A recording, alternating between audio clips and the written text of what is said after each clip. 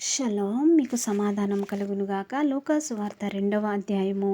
ఆ దినములలో సర్వలోకమునకు ప్రజాసంఖ్య వ్రాయవలెనని కైసూరు ఐగుస్తు వలన ఆజ్ఞ ఆయెను. ఇది కురేనియా సిరియా దేశమునకు అధిపతి అయి ఉన్నప్పుడు జరిగిన మొదటి ప్రజాసంఖ్య. అందరూ ఆ సంఖ్యలో వ్రాయబడుటకు తమ తమ పట్టణములకు వెళ్ళిరి.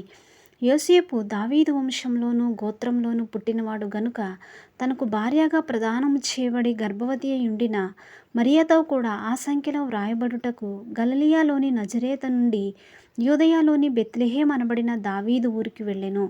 వారక్కడ ఉన్నప్పుడు ఆమె ప్రసవ దినములు నిండెను గనుక తన తొలిచూలి కుమారుని కని పొత్తిగుడ్డలతో చుట్టి సత్రంలో వారికి స్థలము లేనందున ఆయనను పశువుల తొట్టిలో పరుండబెట్టెను. ఆ దేశంలో కొందరు గొర్రెల కాపరులు పొలములో ఉండి రాత్రివేళ తమ మందను కాచుకొనుచుండగా ప్రభుదూత వారి వద్దకు వచ్చి నిలిచెను. ప్రభువు మహిమ వారి చుట్టూ ప్రకాశించినందున వారి మిక్కిలి భయపడిరి. అయితే ఆ దూత, భయపడకుడి, ఇదిగో ప్రజలందరికీ కలుగబోవు మహా సంతోషకరమైన సువర్తమానము నేను మీకు తెలియజేయుచున్నాను. దావీదు పట్టణమందు నేడు రక్షకుడు మీ కొరకు పుట్టియున్నాడు. ఈయన ప్రభువైన క్రీస్తు. దానికిదే మీ కానవాలు. ఒక శిశువు పొత్తిగుడ్డలతో చుట్టబడి ఒక తొట్టిలో పండుకొని ఉండుట మీరు చూచెదరని వారితో చెప్పెను. వెంటనే పరలోక సైన్య సమూహము ఆ దూతతో కూడా నుండి సర్వోన్నతమైన స్థలములలో దేవునికి మహిమయు, ఆయనకిష్టులైన మనుషులకు భూమి మీద సమాధానమును కలుగునుగాక అని దేవుని స్తోత్రం చేయుచుండెను. ఆ దూతలు తమ యొద్ద నుండి పరలోకమునకు వెళ్ళిన తరువాత ఆ గొర్రెల కాపరులు జరిగిన ఈ కార్యమును ప్రభువు మనకు తెలియజేయించి ఉన్నాడు. మనము బెత్లెహేము వరకు వెళ్ళి చూతము రండని ఒకనితోనొకడు చెప్పుకొని త్వరగా వెళ్ళి మరియను యోసేపును తొట్టిలో పండుకొనిన్న శిశువును చూచిరి. వారు చూచి ఈ శిశువును గూర్చి తమతో చెప్పబడిన మాటలు ప్రచురము చేసిరి. గొర్రెల కాపరులు తమతో చెప్పిన సంగతులను గూర్చి విన్నవారందరూ మిక్కిలి ఆశ్చర్యపడిరి. అయితే మరియ ఆ మాటలన్నీ తన హృదయంలో తలపోసుకొనుచు భద్రము చేసుకొనెను.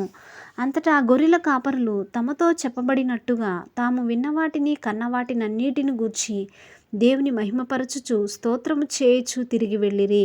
ఆ శిశువునకు సున్నతి చేయవలసిన 8వ దినము వచ్చినప్పుడు గర్భమంద ఆయన పడక మునుపు దేవదూత చేత పెట్టబడిన యేసు అను పేరు వారు ఆయనకు పెట్టిరి. మోషే ధర్మశాస్త్రము చొప్పున వారు తమను శుద్ధి చేసుకుని దినములు గడిచినప్పుడు ప్రతి తొలిచూలు మగపిల్ల ప్రభువుకు ప్రతిష్ఠ చేయబడవలెను అని ప్రభు ధర్మశాస్త్రమందు వ్రాయబడినట్టు ఆయనను ప్రభువుకు ప్రతిష్ఠించుటకును ప్రభు ధర్మశాస్త్రమందు చెప్పబడినట్టు గువ్వల జతనైనను 2 పావురపు పిల్లలనైనను బలిగా సమర్పించుటకును వారు ఆయనను యెరూషలేమునకు తీసుకొని పోయిరి. యెరూషలేమునందు సుమేయోనను ఒక మనుషుడుండెను. అతడు నీతిమంతుడను భక్తిపరుణ్ణయుండి ఇశ్రాయేలు యొక్క ఆదరణ కొరకు కనిపెట్టువాడు. పరిశుద్ధాత్మ అతని మీద ఉండెను. అతడు ప్రభు యొక్క క్రీస్తును చూడక మునుపు మరణము పొందడని అతనికి పరిశుద్ధాత్మ చేత బయలుపరచబడి ఉండెను. ఆత్మవశుడై అతడు దేవాలయంలోనికి వచ్చెను. అంతటా ధర్మశాస్త్ర పద్ధతి చొప్పున ఆయన విషయమై జరిగించుటకు తల్లిదండ్రులు శిశువైన యేసును దేవాలయంలోనికి తీసుకువచ్చినప్పుడు అతడు తన చేతులలో ఆయనను ఎత్తుకొని దేవుని స్తుతించుచు ఇట్లనెను: నాదా, ఇప్పుడు నీ మాట చొప్పున సమాధానముతో నీ దాసుని పోనిచ్చుచున్నావు. అన్యజనులకు నిన్ను బయలుపరచుటకు వెలుగుగాను నీ ప్రజలైన ఇశ్రాయేలుకు మహిమగాను నీవు సకల ప్రజల ఎదుట సిద్ధపరిచిన నీ రక్షణ నేను కనులారా చూచితిని. యోసేపును ఆయన తల్లియు ఆయనను గూర్చి చెప్పబడిన మాటలను విని ఆశ్చర్యపడిరి. సుమేయోను వారిని దీవించి, ఇదిగో అనేక హృదయాలోచనలు బయలుపడినట్లు ఇశ్రాయేలీలో అనేకులు పడుటకును తిరిగి లేచుటకును వివాదాస్పదమైన గుర్తుగా ఈయన నియమింపబడి ఉన్నాడు. మరియు నీ హృదయంలోనికి ఒక ఖడ్గం దూసుకొని పోవునని ఆయన తల్లి అయిన మరియతో చెప్పెను. మరియు ఆషేరు గోత్రికురాలును పనూయేలు కుమార్తెయునైన అన్న అను ఒక ప్రవక్తి ఉండెను. ఆమె కన్యత్వం మొదలుకొని 7 ఏండ్లు పెనిమిటితో సంసారము చేసి బహుకాలము గడిచినదై 84 సంవత్సరములు విధవరాలై ఉండి దేవాలయం విడువక ఉపవాస ప్రార్థనలతో రేయింబగళ్ళు సేవ చేయుచుండెను. ఆమె కూడా ఆ గడియలోనే లోపలికి వచ్చి దేవుని కొనియాడి యెరూషలేములో విమోచన కొరకు కనిపెట్టుచున్న వారందరితో ఆయనను గూర్చి మాట్లాడుచుండెను. అంతట వారు ప్రభు ధర్మశాస్త్రము చొప్పున సమస్తము తీర్చిన పిమ్మట గలిలియాలోని నజరేతను తమ ఊరికి తిరిగి వెళ్ళిరి. బాలుడు జ్ఞానముతో నిండుకొనుచు ఎదిగి బలము పొందుచుండెను. దేవుని దయ ఆయన మీద ఉండెను. పస్కా పండుగప్పుడు ఆయన తల్లిదండ్రులు ఏటేటా యెరూషలేమునకు వెళ్ళుచుండువారు. ఆయన 12 ఏండ్ల వాడై ఉన్నప్పుడు ఆ పండుగను ఆచరించుటకై వాడుక చొప్పున వారు యెరూషలేమునకు వెళ్ళిరి. ఆ దినములు తీరిన తరువాత వారు తిరిగి వెళ్ళుచుండగా బాలుడైన యేసు యెరూషలేములో నిలిచెను. ఆయన తల్లిదండ్రులు ఆ సంగతి ఎరుగక ఆయన సమూహంలో ఉన్నాడని తలంచి ఒక దిన ప్రయాణం సాగిపోయి తమ బంధువులలోనూ నెలవైన వారిలోనూ ఆయనను వెదుకుచుండిరి.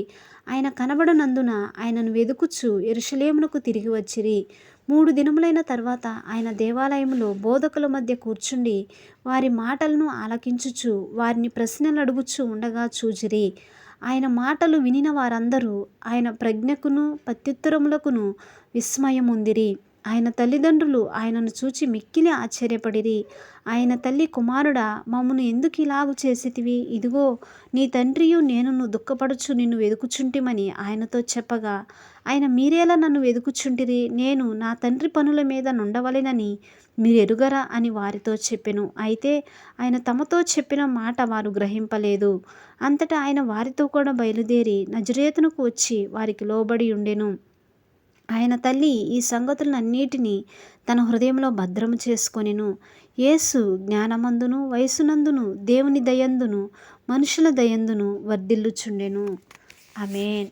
దేవుడి వాక్యాన్ని దీవించునుగాక.